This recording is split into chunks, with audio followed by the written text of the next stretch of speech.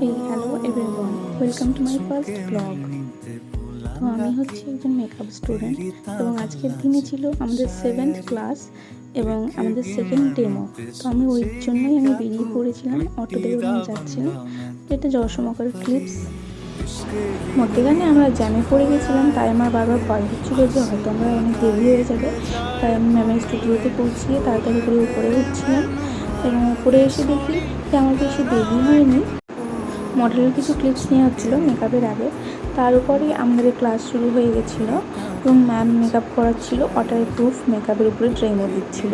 মেকআপটা আমি নিজেই হাত দিয়ে ঘষে ঘষে অনেকবার দেখেছিলাম, মেকআপটা একটুকু ওঠেনি। তারপরে আমাদের টিফিন টাইম হয়েছিল এবং আমি নিচে নেমে এসে কিছু টিফিন খেয়ে নিয়েছিলাম, আইসক্রিম এবং কুরকুরি।